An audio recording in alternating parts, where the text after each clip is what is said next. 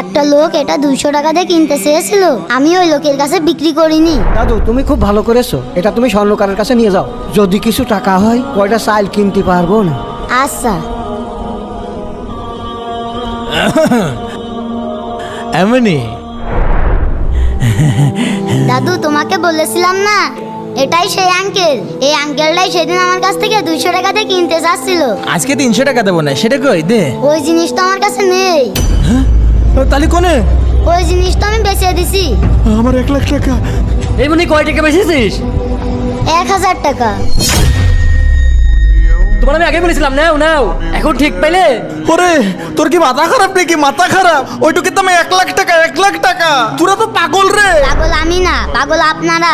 আপনারা জানার পরেও কয়টা টাকার লোভে কিনলেন না, জেনে শুনে 1 লাখ টাকার জিনিস হাতছাড়া করলেন। লোভে পাপ, পাপে মৃত্যু, আর মৃত্যুতে মিলাদ, আর মিলাদে মিষ্টি। আর মিষ্টিতে ডায়াবেটিস, আর ডায়াবেটিসে আবার মৃত্যু। আবার হাঁকে দাঁড়া রয়েছেন কা? যান এখান থেকে। যেমন কাজ করেছেন সেমন ফল পাইয়েছেন। প্রিয় দর্শক, এই ভিডিওতে 10,000 লাইক চাই।